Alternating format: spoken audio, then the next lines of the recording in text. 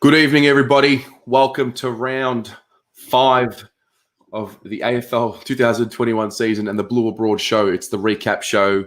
We are going to have a very interesting night tonight. And as you can see, we are not in the studio because our man Shad, he's not feeling well. So we've given him the night off. We want to make sure that he's feeling ready for next week. And so I've brought Jono and we're going to do the show from home. Jono, mate, what's happening? I'm good, Terry. It's nice to see you. Happy birthday again for yesterday. It's a shame that the boys couldn't give you an amazing weekend to celebrate, but we're here. We're going to discuss it all tonight and lots to talk about, as there usually is with our old footy club. There's, they always find a way to be topical. Is there ever a dull moment with this football club? No, not at all.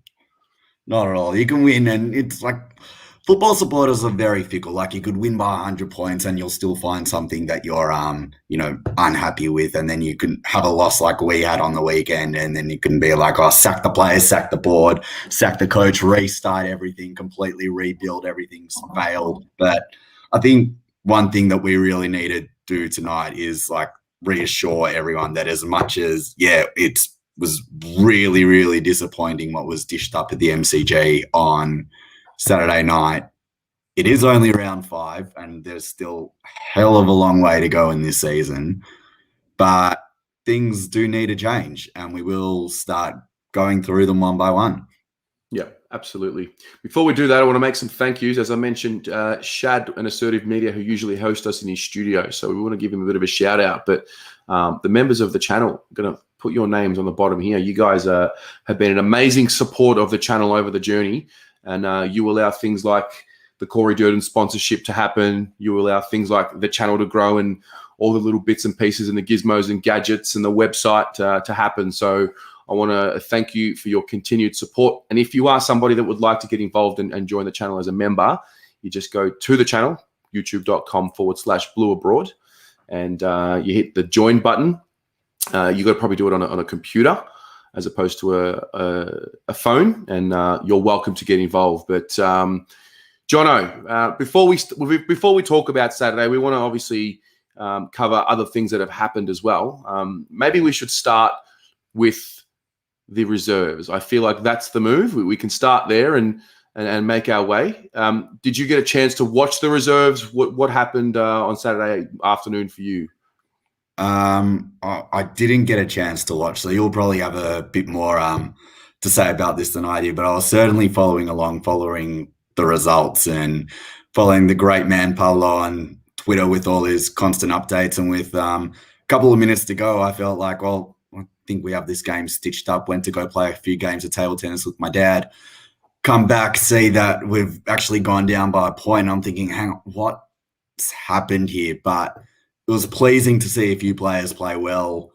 Not so pleasing to hear that a few others didn't go well. And to be completely fair, I think given our injury list, there was only about 8 or 9 Carlton listed players playing in the VFL. I don't think we had one tall forward, maybe not even a tall defender playing in the VFL. So for a undersized team to play the way that they did, obviously you can talk a little bit more about this than me. It looked like they were, well, from the looks of it, it looked like they were playing with a bit more of a system than the AFL side did. So basically, it was a fascinating day out. I'll tell you that much. It was a fascinating day out. It was, like you said, 9 AFL listed players were there. I was sitting there with Paolo. The first quarter was unbelievable. Ben Crocker was our full forward all day, our deepest forward, and he looked dangerous. Kicked 2 in the first quarter. Corey Durden kicked 1 or 2 in the first quarter. Sorry, 1 in the first quarter. It was a small brigade of a forward line, and you could tell they were really missing, that key target there because Ben Crocker's obviously not a tall forward.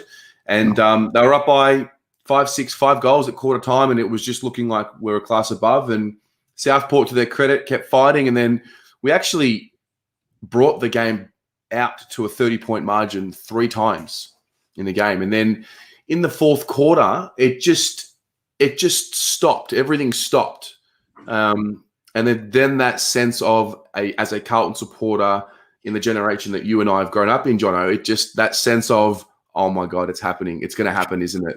And we go up by about, I think it was just less than 2 goals with about 90 seconds or 2-3 minutes to go max. And then you just sort of sensed something was happening. They kicked a goal. And then the ball was in our defensive 50. And I remember making a comment to someone next to me. I was like, you just know we're either going to give away a free kick here or we're going to concede a goal. And lo and behold, one of the Southport players, he raises his arm, high tackle, kicks the goal. It was phenomenal what happened. But in terms of what I guess the fans want to know, it's really all about the players and how they played. Let me tell you, Jono, the best part about Saturday and Saturday night was watching Liam Stocker play. He was unbelievable on Saturday. And I don't want to put too much mayo on it because they've got a plan with him and they don't want to rush him. I was really surprised to see him play in defence all game. He played like a Luke Hodge-ish role. He was phenomenal. So that's what I wanted to ask you, and we'll get into this a little bit later when we talk about the team sections. Like 38 touches is amazing. It's probably more than 3/4 of our team collectively on the Saturday night. But if we want Liam Stocker to come into the AFL side and play in the midfield, is gathering the ball in that quarterback role in the twos, which is, okay, you can... There's a couple of things about the VFL and the VFL competition is you can clearly tell that it is a rung below in terms of class. And let's take nothing away from Southport. They've been a quality football team and football club for a long time. Like there's a massive argument when the Gold Coast Suns were coming into the league that Southport should have actually gotten the license as well. But that's a conversation for another time. But you can also, but on the other side of the coin, when it comes to Liam Stocker, you can also see that some players are a class above. But for the role that we want Stocker to potentially come into the AFL side and play this week, which is that big, bulking midfielder who's classy and clean by foot, is he 100% ready to completely step into that role? Well, I mean, that's why I was shocked that they played him in defence all game. And I've got a question here about it. And a lot of people are saying, like, did he play a loose role or was he on a man? He was on a man every time I saw him in the back line. At times, can I just say, at times he was the deepest defender because he was just reading the flight of the ball so well. And they finally put him on the ball with about 5 or 6 minutes to go in the game.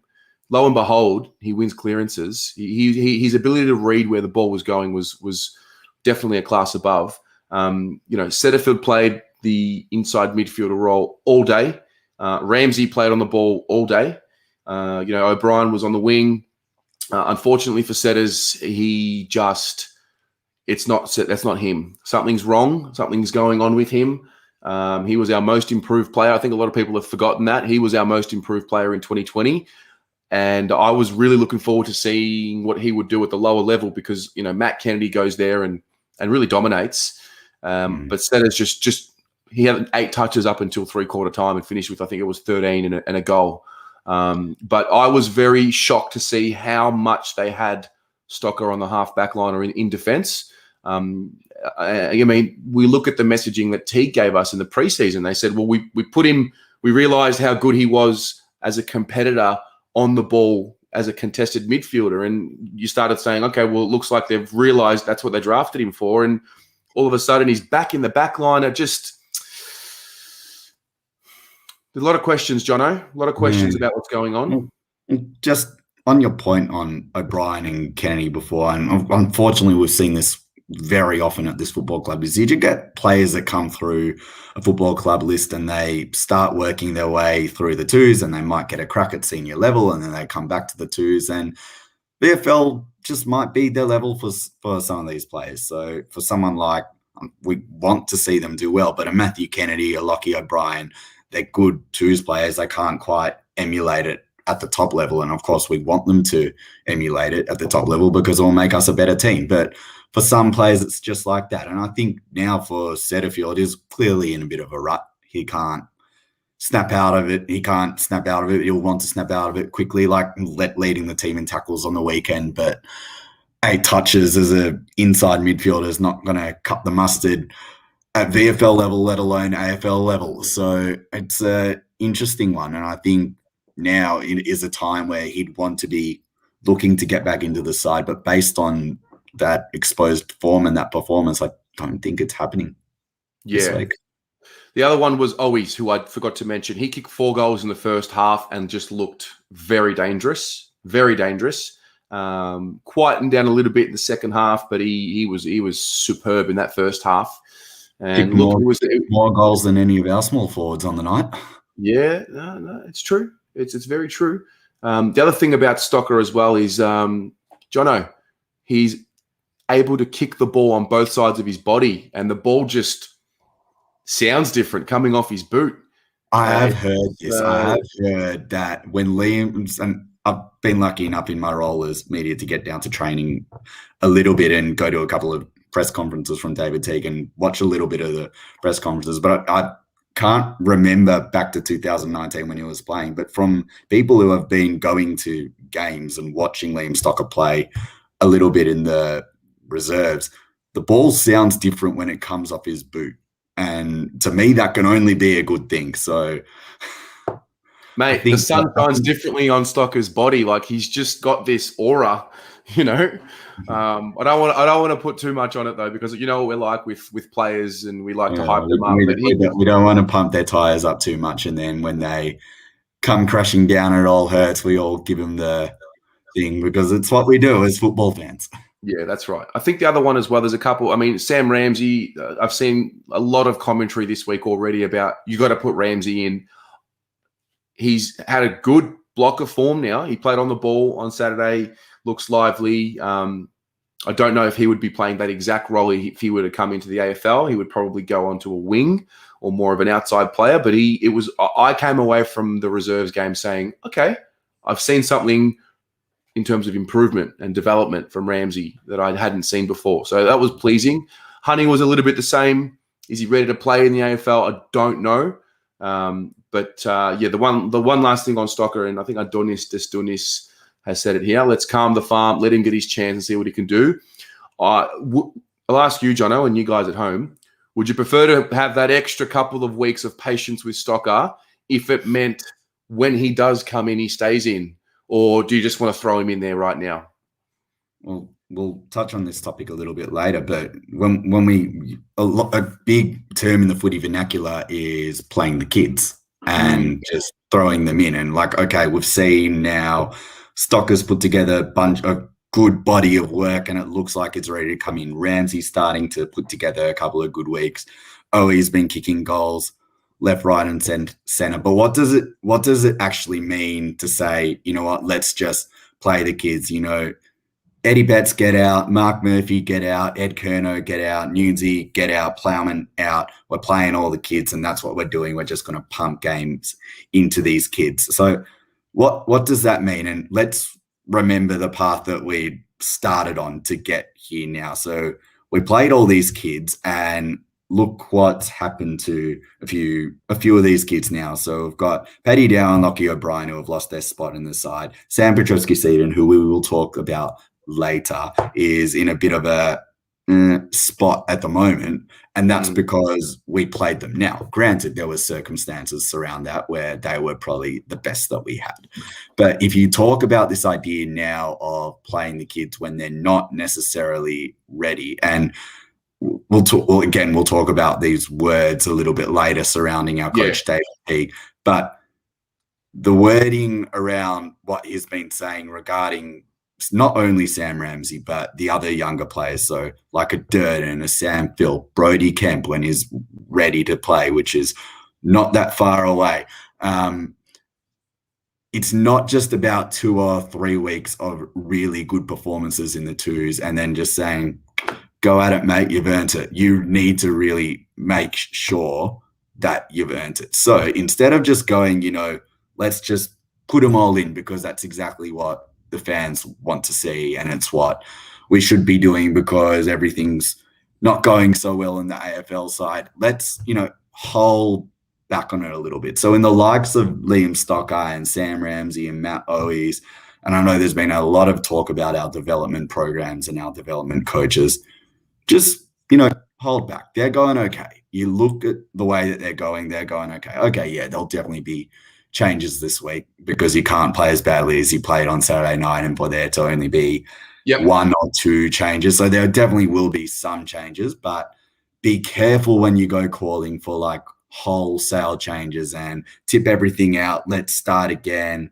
Get rid of all the older guys. You can't do it because otherwise the ass falls out of the joint very, very quickly. And speaking really bluntly, we just cannot afford for that to happen again.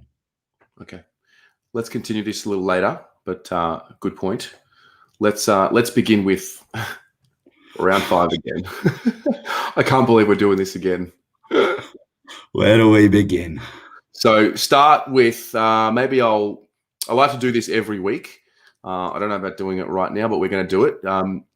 Give me your high-level assessment of what happened on Saturday as efficiently as you can. And in the meantime, you guys at home, 3 words to describe your experience and what you saw on Saturday night, and then I will put them up on screen as Jono's giving us his reflection on what happened. Jono, what happened, mate? It was weird. I walked into the G, looked around the crowd, and it was like it just felt flat and something was off. And I think for me that really set the tone for the night because it was just like, oh, this was meant to be like the test. Hopefully the fans were going to come out and be what is going on. Like, and it was just like it had almost a sense of inevitability like after quarter time. Like I thought we were okay kind of for a quarter, and then after quarter time they just put the foot down and started toying with us really. Like we were talking about it off air before. We no one, I don't think anyone went near Carl Amon. Todd Marshall was running around in space like he was almost one of the best centre forwards to play the game, and we just couldn't go with them, and they just picked us apart systematically. And then on the contrary, when we had the ball and we were trying to go forward, we just made it look and made scoring look so hard, and highlighted so much by that third quarter. We had 7 scoring shots each. We scored 2-5 and they kicked 6 goals, 1. And that's the game in a nutshell. So it was a very hard watch from the grandstand. It was hard because you're so invested as a fan and you're looking at them out there, and you as a fan, you want to run through a brick wall for this team and for this club, and you'd do anything, and you're watching the guys out on the oval, and it's like, well, not that they don't care, but you know that they're not working as hard as they can, and you know how hard that they can work, and you know how hard they can chase and they can harass and put pressure on, and they just weren't doing that. And I think that's what gave most people the shits, because we'd seen it all before. And again, I tweeted on the Saturday night, it's the same as last season, and what's necessarily different. Yeah. So I was at the function, my very first one, as you know, Jono. At halftime, we all went back in and, had a drink or had a scone and a coffee, whatever everyone was doing. We were all sitting around a table, literally mourning, like we're at a funeral, literally mourning. I don't know if you saw Ken Hinkley's press conference, and those at home, I'm not sure if you saw Ken Hinkley's press conference. He said that they felt like they had the game under control from the second quarter. Imagine that. It was telling, like which they did, which I'm not disagreeing with. They did. I watched Heath Buck's review this morning, and he brought light to Ken Hinkley's comments, and then I went and watched it, and then I realized what had happened because Ken Hinkley pumped us up before the game and said we're a quality side, and it was just brilliantly done. Yet again, it's so hard, Jono, because obviously we want to try and be practical, and with practicality, you need to try and hold your emotions. But when is it going to end, Jono? When and how is it going to end? I think your T-shirt sums up the general mood with how we're feeling. Like, there it is, short off. it's just a general feeling. And okay, we've had 3 losses this year. When Richmond, probably everyone was expecting, but that's 2 bad ones now. And it's year 6 of this build that we're thinking that, okay, yeah, we're ready to go. We're ready to try and push forward and take the next step with this list and our development. And we're not in a development phase anymore. And we'll talk a little bit about this later as well. But I think the main thing that Saturday night reaffirmed to me is that I knew going into the game how good Port Adelaide were. And they are my pick to win the premiership. And I think there are a lot of people's pick to make the grand final and win the premiership this year. So as much as I was going in more hopeful that we could maybe pinch a win on our home deck because we prefer playing at the MCG over Marvel Stadium or, God forbid, an Adelaide Oval, a place where it's just like it's the Bermuda Triangle for Carlton. Nothing good happens when we go to the Adelaide Oval. It almost showed me that is where I thought we were, which was like bottom half of the 8, lower than that. We're just not there yet. And I don't know when we will get there. And that's the most frustrating thing that I'm feeling. And it's definitely shown in the comments tonight that everyone's feeling is just like, we're sick of waiting. We don't know why it's taken this long. We don't know why things just haven't moved as quickly as they should have been moving. And we don't know why we're not winning yet. And we don't know why our coach is not fixated on winning every single week yet, which is making us all frustrated. And it set the tone and it emanated and it was felt all around the MCG on Saturday night. So it's a good segue into our topic for this leadership. And I want to touch on it in a few areas, right? Leadership on the field, leadership off the field. So we're going to sort of get your thoughts and everyone's thoughts on, captains, leadership group, but more so just senior players, and then also the coaching and what's happening there. So maybe I'll just break this down into a yes or no question, and keep it as objective as possible. So everyone at home, just put a comment, yes or no.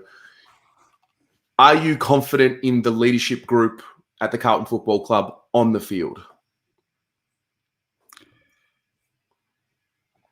I agree with something that Heath Buck said a while ago now. I wasn't fully on board when he first floated the idea, but watching the way that this season's panned out, I'm more on board with the idea of sole captaincy. And we've seen it tried and fail at a few other clubs. And watching the way that our players go about it at the moment, and particularly our 2 co-captains, which we will touch on. So Patrick Crips and Sam Doherty, both superstars of the competition on their day. Doherty, both of them former All-Australians. Crips a 2-time All-Australian, 3-time best and fairest, which puts him in the elite of this football club to win 3 best. It's Mayo, Jono.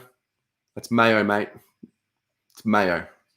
Why is it Mayo? He's done what he's been able to do in an era where, okay, there hasn't been much there, but you still have to earn the accolades. And I was talking to a Melbourne supporter yesterday who's like, okay, great, they're 5-0, but as rightfully said, you can only beat who's been put in front of you, and you can only perform with the list and the squad that you have around you, and the coaches can only award the votes and the awards to who they have at their disposal.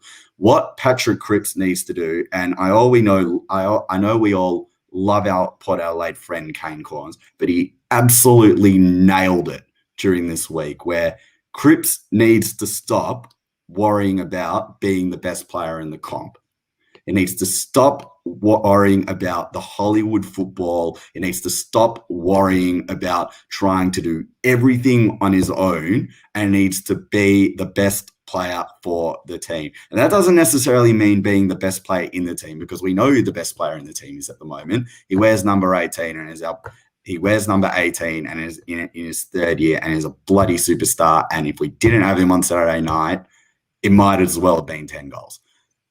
Patrick Crips needs to go back and do the simple thing right, and he needs to have more faith in his teammates too. He needs to stop doing everything by himself. He needs to, not sell that extra little bit of candy and take that first option and hit that kick and be confident in your teammates that they can get the job done. Because at the moment, the messages that he's sending to me is he's trying to do it all on his own, because I don't know if he necessarily believes yet that this is everything. But I will say that Crips is one of the furthest things from our issues. I actually couldn't disagree with you any more on that. I think he is at the top of the issue tree. I'll tell you why. Because it starts from the top. And when Patrick Cripps gives up on contests that he has lost, and then doesn't make the chase, doesn't make the second, third, and fourth efforts that made him this big god that we all turned him into as fans, he's no longer that same player. And how could he not trust his teammates and what we've gone and put around him? Well, you just watch him. You just watch him on the field. You watch him with what he tries to do, and he tries to be this Hollywood player and charge through and barge through and everything. And maybe it is setting a shocking example because he's not being the leader, is trying to do everything on his own. He's got a contract to earn this year. He's got a contract to earn. He's playing for a contract. Every game he plays, the better he plays and the better he looks, the more better his contract looks. And you can look at it one of two ways. He's either not trusting his teammates or he's only thinking about himself. I just think we're very quick to lash into Betts, Levi, Murphy, Curnow, Jones.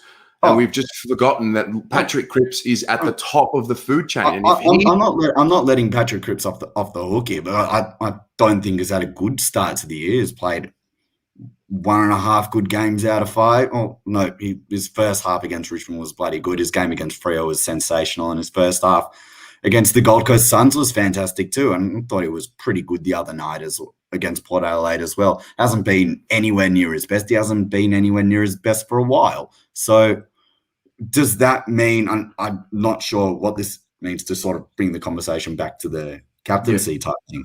Do we need to work out with Patrick Cripps? Because I'm fairly confident he'll re-sign, and I'm fairly confident it will be a big contract in terms of length and in terms of dollars, and is a superstar of the competition, marquee player for this club, and ultimately will probably deserve all the coin that he gets. But the message needs to go to him, and it's like, okay, you can be the captain of this club, you can be this place of this club, but when you go out there on the oval, you need to lead this team, and you do that by playing by example. So be the one, stand up in the incredible moments that you can produce, but have more trust in your teammates, mate. Because there's no I in team, and it doesn't take one person to carry you to a premiership, unless you're Dustin Martin. But we'll talk about that a little bit later. Let's talk about a little bit more. Okay, we've touched on how he's trying to do a little bit too much and all of that. Well, let me ask this question to you and to everyone. Yes or no again. We'll play the yes or no game again. Are you a fan? Do you think we should proceed forward after this year? Because we can't change it right now. That's the reality. Yes or no, co-captains? Because I look at the other co-captain with Sam Doherty, and he hasn't had a great start to the year either. Like, he's still he's started to get that spring back into his game pre-ACL, but he's still making plenty of errors by foot and really simple kicks that the old Doc, even Doc last year, would just be hitting those kicks 100%. You know that it's safe in his hands, and usually it is. But there's just a time now where you're thinking, well, is it working? Is it gelling? Is it something that we need to look at? And I'm sure they're looking at it. I'm sure it's one of 1,000 things that they're looking at within the four walls. Okay. Next question. Off the field, coaching group. As fans and as supporters, Jono, as a member, are you confident in the coaching box, not David Teague, the coaching group, to develop and lead this group? Are you confident as a fan? Yes or no? And you guys at home in the comments, yes or no? This group, this current makeup and this mix. It's like they're missing a piece, and they're missing. It's yes or no, Jono. It's yes or no, brother. Can I do a robbo and go no-ish? No, we don't do mainstream media here, mate. We are the fans, mate. It's yes or no. Are you confident? I'm going to say yes, but they are missing a very key piece, and I'll tell you exactly what that key piece is. The most confident I've ever been in a coaching group was, this is going to sound mad, but it was the end of 2000 and towards the end of 2017, I reckon, when it was Samo, Fishers, Williamson, that group, that mob's first year. I'm thinking, okay, don't know if the senior coach is the right guy, but I definitely think that the group around him, because they were led by a guy called Neil Craig. And what Neil Craig did for Bolton and the assistant coaches around him was that senior figurehead and someone with big football experience and someone who knew the game and could take the hits and really nurture all these young kids. Now, okay, Neil Craig got a fantastic job to go off and be high performance English rugby. We've never replaced him and the role and the senior acumen that he's brought. And you look at what Sydney have done this year, bringing in a Don Pike type. You look at what Melbourne have done this year, bringing in Mark Williams. Hell, even North Melbourne brought in Paul Roos to their coaching group. And okay, North Melbourne are in for a bit of a challenging year, but you know that they're going to be molded and developed the right way because they've got someone of the football acumen like a Roosie in the box who's been to the top of the mountain before. Just for the sake of trying to be efficient, so we go and get a Paul Roos, Neil Craig, whatever that role is. I know what you mean. The footy coaching director, whatever it is. Director, not director of coaching, just as a like a consultant, like another assistant coach. Someone's written in the comments up here to get a Gary Ayres in. You know, someone of that ilk, someone who's been in the game a long time, someone who's had experience at the top level as a senior coach, maybe not gone all the way to the top of the mountain, but someone who's been coaching for a long time. And I'll give you a name who I think would be perfect for this type of job. Andrew Collins. He coached Williamstown for years. He's just left Williamstown. He's gone off to Box Hill to be an assistant coach under Sam Mitchell. Hasn't coached at the top level, but played in premierships for Hawthorn. Knows what he's doing. Like, to get Williamstown haven't missed preliminary finals for the last, I don't know how long. It's crazy. So you need someone who has been a student of the game and someone who gets coaching, because I look at David Teague as a very reactionary coach. He understands the game of football, but he waits for something to happen. I don't know 100% that he has the group around him at the moment that would tell him at the start of the game, David, you have to do this. So why did you say you are confident in this coaching group? Because I think if you bring in that extra piece, that will give it the hardness and the hard edge that this group needs. Luke Power is a very, very good coach. He's at development level. I've seen his work firsthand with the 2017 All-Australian crop, the draft that we don't like to talk about here, but he did a lot of good work with that crop.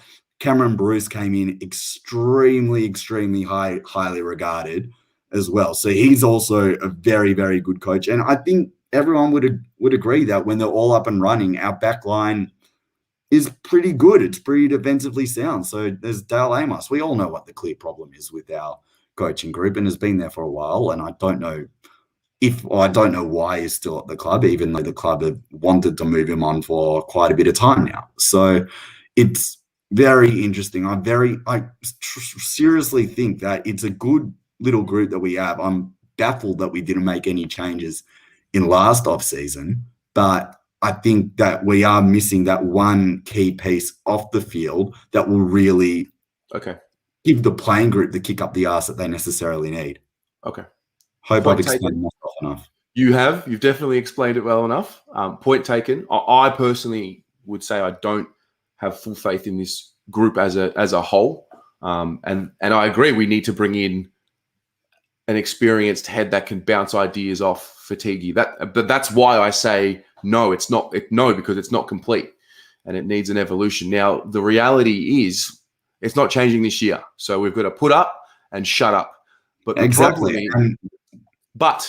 But the problem with that is, these are conversations we've been having since the end of 2019. These are not new conversations.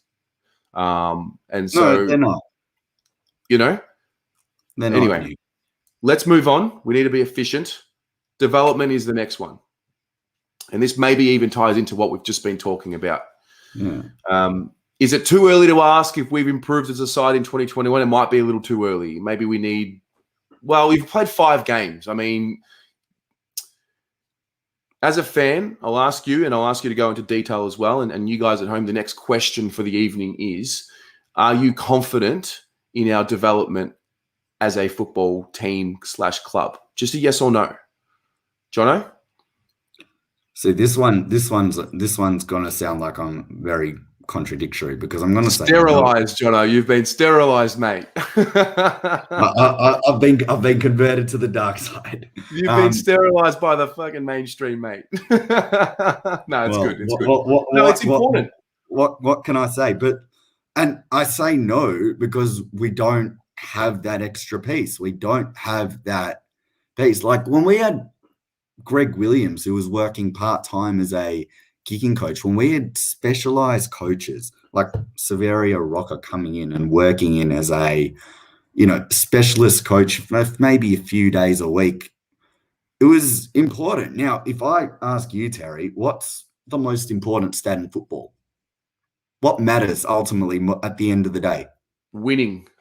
Yeah, forget your inside 50s, forget your tackle pressures, forget your pressure points, forget trying to pin the ball in your front half. You need to kick goals to win games of football. We don't kick enough goals to win games of football, and our players miss stupid and simple set shots. Like, how many Carlton players on the field, how many shoulders shrugged when they saw Patrick Crips miss that goal from, say, 25 metres out directly in front in the first quarter, and Port Adelaide run it down the other end and kick a goal, and they're off to the races. And that's probably when the game was lost, to be honest. That's absolutely the moment. So I think development is a interesting conversation, because it's not linear. Like, some people take a little bit longer. Some people get there straight away. Like Sam Walsh won out of the box and has just gone to levels that we probably haven't seen before. And then you've got other guys who, it's taking a little bit longer for them to really find their mojo. So I think it's an issue. I think we are missing a piece off the field, and they definitely need to find it. I just can't sit here and be confident to say that one bloke in the coach's box, even if it's Paul Roos or whoever is at the top of the food chain, is going to help with our development of these guys in the AFL system. I actually, like I said to you before, I saw Ramsey and Honey. They looked solid. He looked solid in that lower level. But are you confident right now in saying that, they're going to be AFL players? No. Can't say that yet. Not yet. I can't say that with confidence yet. If I have to give you a yes or no, I'm going to give you a no. That doesn't mean it's a no forever, but right now it's a no. I just think that when I look at the pedigree of who our midfielders and forwards and defenders are learning off in terms of their development coaches and their credentials, and let's be real. Let's be real for a minute. Let's be real about our assistant coaches. What are the credentials that entitle you to be viewed as an elite assistant coach? Like, what are they? It's usually someone that's been in a successful system / won a premiership, whether it be as a player or a coach. I think Luke Power is, Our last senior coach was a school teacher, and he became a senior AFL coach. So go figure. Yeah, and again, these are not easy conversations to have, and don't want this to become a shit show and bagging people personally. But mate, we all talk about the mighty Carlton Football Club like it's something special.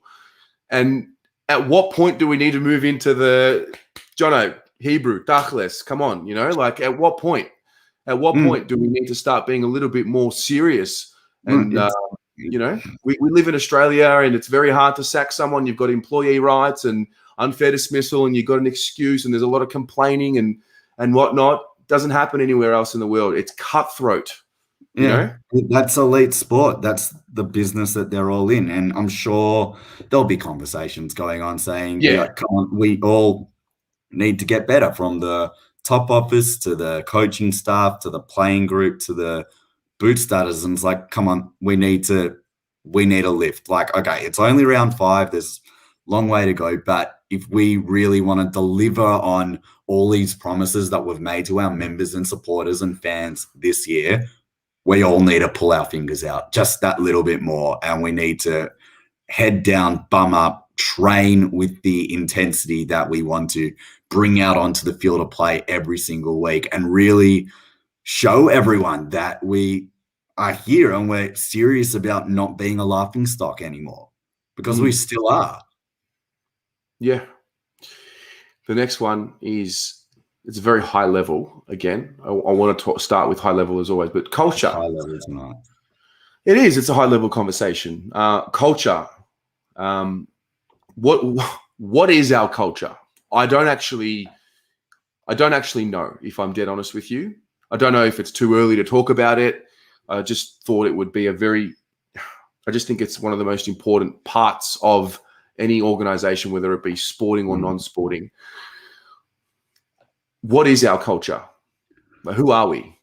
So I want to take you back to Thursday morning. Our coach does an interview on SEN radio and says something along the lines of that we don't necessarily need to win to take learnings out of the game. Now, words matter, Tiggy. Words matter. Now, if I am taking that sound bite, playing it as a grab, if I'm Ken Hinkley, I'm taking that sound bite, I'm blasting that all over Port Adelaide training, and they were perfectly right in normal by saying that they had the game stitched up by halftime. So we cannot, and this is from now on, we cannot accept that, okay, we're going to try take all the learnings out of everything. That's all done. Like, you win, you learn, you lose, you learn. But the mentality has to be about winning at all costs and flying the flag for your teammate. Scott Lysette sat on Mark Pitternet for like 2 minutes and during the third quarter. And I don't think a single person went over to fly the flag and say, get off him. What are you doing? It's all about, like that. And I love this from what Pommy's put up. It's been too long. Oh, we'll worry about it tomorrow. You know what? Stuff it. Let's own the now. Let's finally listen to our supporters. Like, we don't want to wait until the future. We want this now. And we want to get better now. And it's the root of all our frustrations, is that we're sick of waiting and we're sick of hoping for it all to be better. We just want it to happen. Yeah. The point on the Pitternet situation. So he's having a wrestle for 90 seconds / 2 minutes. Well, having a cuddle on the ground. Having a cuddle. Scotty Lysette sitting on top of him. And we were so caught up, as the rest of the group was so caught up in not making their own mistake and making themselves look bad, that they didn't want to make him look bad. And it's a small example, but it's a microcosm of the entire situation. Microcosm of where we're at, 100%. You bloody nailed it. It's a microcosm of where we're at. And it showed that, okay, who's got care in the jumper? Who's got care in that bloody jumper that's on that wall and that monogram? What does that mean? What does that mean? Because it means a hell of a lot to both of us and everyone in the comments and watching along tonight. what does it mean to the guys who are on the field? They run around for 2 hours. They collect their paycheck at the end of the day. How many of them actually bleed for this football club? How many of them want to be there? From watching Saturday night, I'd say maybe 4 or 5 of them on the field would want to bleed for the football club. Yeah, the giving up, the giving up and the acceptance was hard to watch. It just was, and when it happens, when you see it happening from guys like Cripper, and then you see the Noons situation in the fourth, and he just sort of let Rosie run around him. Where we hurt, we really hurt as fans, and I've seen the fans ask questions like, do they really care as much as what we do? And, whenever I get the chance to speak to an Anthony Koutafidis, or you hear, Ange Christie when he spoke, whenever you hear the old Carlton people speak, they always, there's like an emotional attachment to the club, and they really, really, there's a significance to the club. And I'm not saying we've lost, maybe we have lost, or maybe I'm delusional, but I have more questions than answers personally, and I don't want to speak for anyone else, but I have more questions than answers about the culture than I have probably ever had in this rebuild. And we're in year 6. I think we're at the stage now where it's not about, when it happens or if it happens, or I think we're at the stage now where it's just like, well, it just has to happen. Forget about, hoping for it to happen, start dealing with it and start making it happen. Like, we've got, don't know how many first round draft picks on that list. We've traded in for elite talent, like picking up someone like you watching Nick Cox run around for Essendon, and he looks like it's going to be a real player. And we've given that up for Adam Saad. Now, Adam Saad's a bloody gun. I didn't realize how good Adam Saad was until I actually watched him up close and personal in my jumper in the flesh. He is a gun and absolutely worth everything that we paid for him. But if you make that investment in someone like an Adam Saad, that to me is a message saying, it's like, okay, we're ready, but they're still not ready. But we are. We're here. We're ready to go. We're on this train, and I can feel that some people want to get off, and it's sad, and we're not going to get off the train because we love the club so much. We really love this club, and we want to see it do well, and we want to see it all go forward. But at the moment, we're moving nowhere. I actually feel so much more like I've seen Heath Buck and Waldy as well. These are guys who grew up with the success. You and I are not really qualified to talk about what a successful Carlton Football Club looks like, because we don't know what it looks like. We've never seen it. I just feel like such a division to that, whatever that great Carlton club was.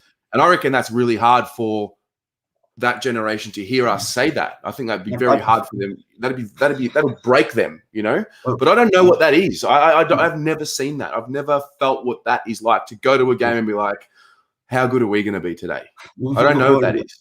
We're rambling a little bit here, but I talk about it Friday night dinner with my family every week. And my uncles grew up in the 80s and early 90s, and they saw their premierships, and their childhood was good. Like, how good was going to school for them? And we've just seen nothing. And like, we've been waiting for success, and like, they're waiting for their next wave of success, and we're waiting for our first part of success, really. So it's a journey, and we're gonna stick the course because it's what we do. It's, of course, goes without saying.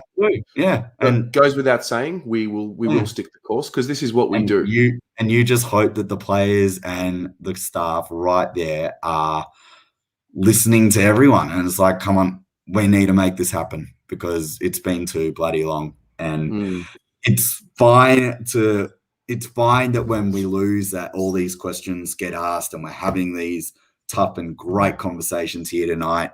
But it's also important to know that there's still a long way to go. And football is a funny game, and a week is a long time in football, and crazy things have happened. And like, okay, we want a response this week. We've said that for the last, I don't know how many bloody weeks in a row, that we want a response from the loss next week. But it's important that we still keep backing them. Don't get shitty and just say, no, that's it. I'm done for the year. We're not going to make finals. Okay. Like, I don't know if we will make finals. It's on exposed form. It's bloody hard, but it's something that's important. We just have to keep riding the ship. Of course. I think it goes without saying that we will. I'm at a point in my life now, maybe it's turning 30. It's just changed me. I don't know. I've gone away from, yeah, I know, wise man. I've gone away from idolizing the individual, and now I just want 22 guys that are going to do their job every week. And, we are the team. We're a business, very good business. I'll tell you what, they love an upsell and they do it very well. I just wonder if there's the desperation to win at the same level as there is a desperation to have 100,000 members and be a financially viable organization. They're just thoughts that come into my mind. I'm not, having a crack at any individuals. These are just genuine thoughts that come into my mind after, years and years of really the same stuff. But anyway, listen. We can finally move on. I don't think we are going to move on, but we can finally try and move on from this. We could go for 2.5 hours tonight. We could. We're going to move on. We've got a game next week. We have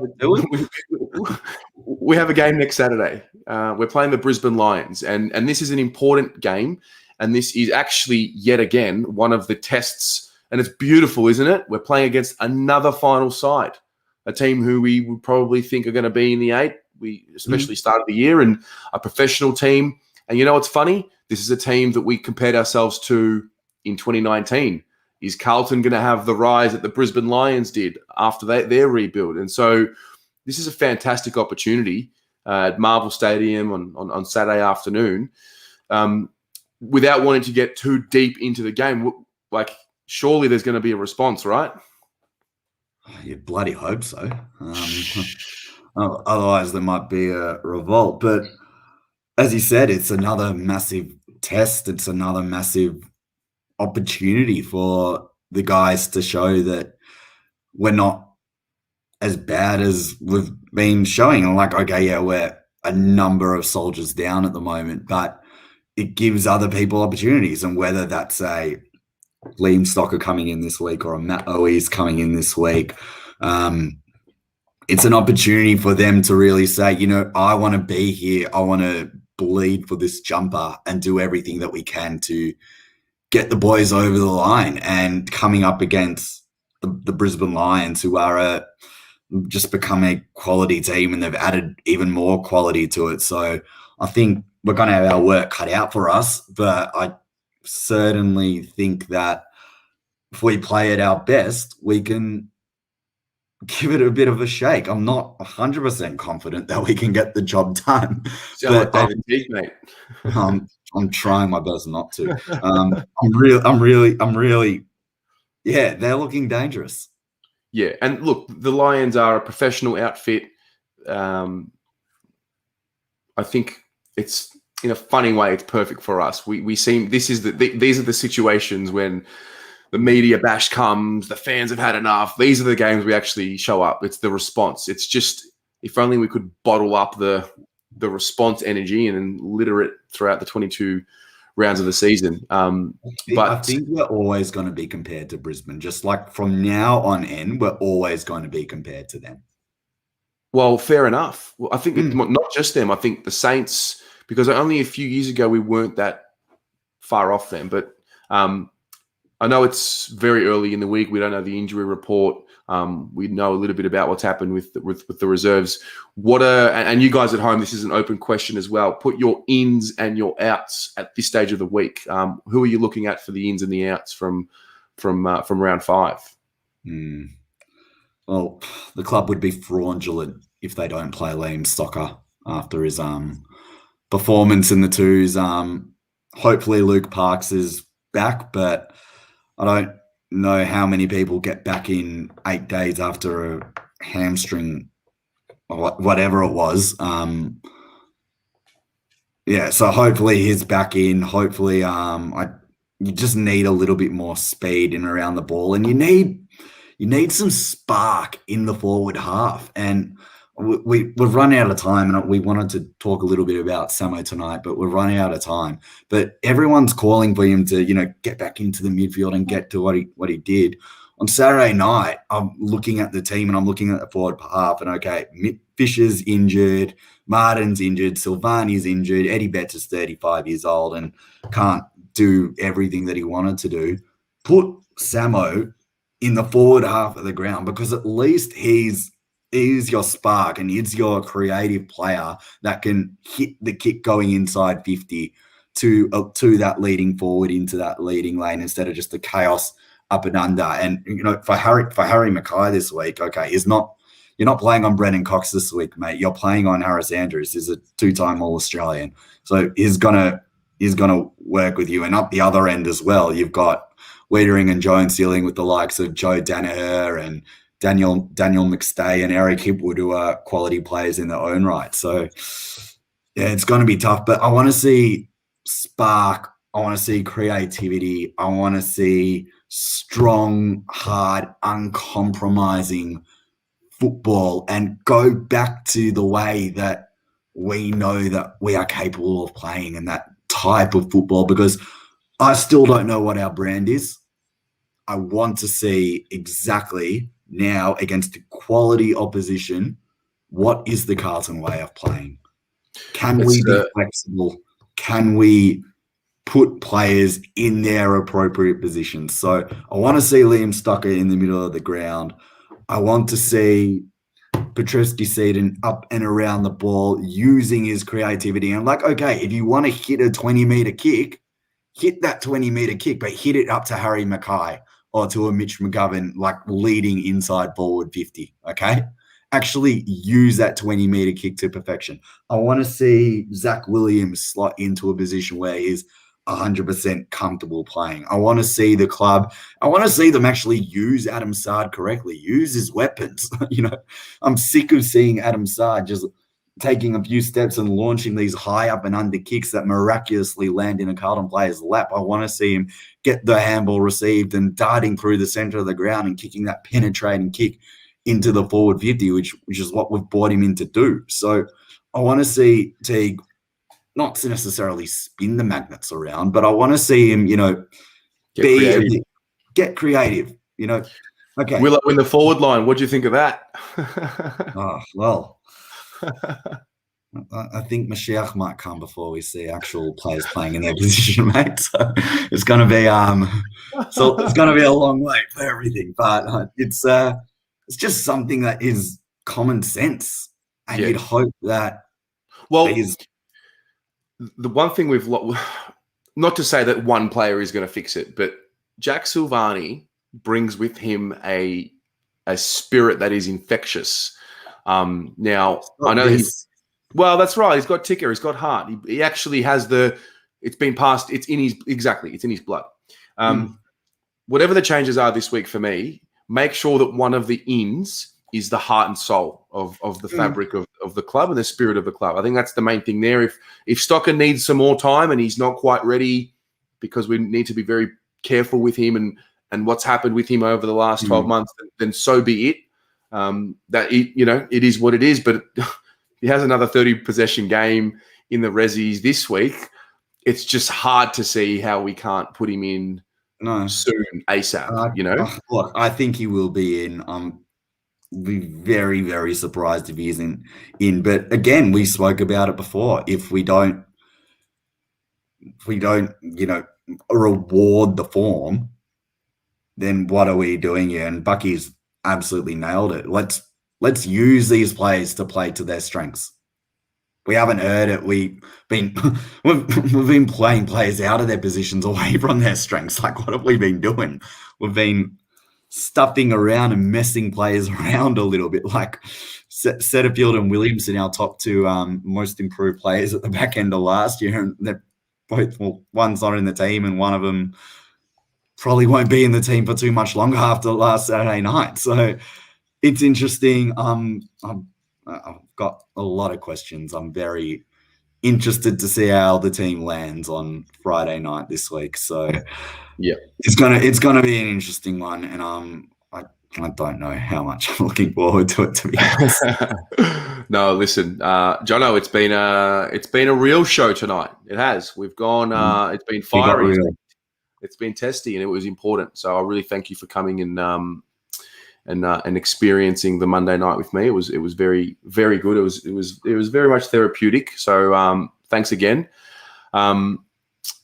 That's an hour. That's us. That's going to wrap it up. That ran quickly. Jeez. That did go very quickly. Those of you in the audience, thanks for having a session with us tonight. Hopefully the angst has somewhat subsided, but we're hurting. We're the supporters. We're hurting. We want them to be great. It's almost as if the supporters want. We want to be winning more, almost more than what the will of the players is to win, and that's probably what I'm noticing at the moment. So that hurts. But listen, we will fight to live another day, another week. We're going to get back on the horse this week, and it's all about Brisbane and the response. We've got the Almost Blues Brothers tomorrow morning at 10 a.m. on the podcast platforms. We've got Rocco and Paolo and Marcello tomorrow night with the Jumper Punch. And Wednesday, the Blues Footy Boys are back. Thursday, we've got the Next Gen Kids. We love it. So let's have a good week.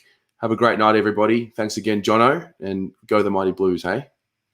Week is a long time in football. Let's hope we're sitting here next Monday night celebrating a win and toasting how great our club is, and now we're on the right path. Thanks so much for having me, mate.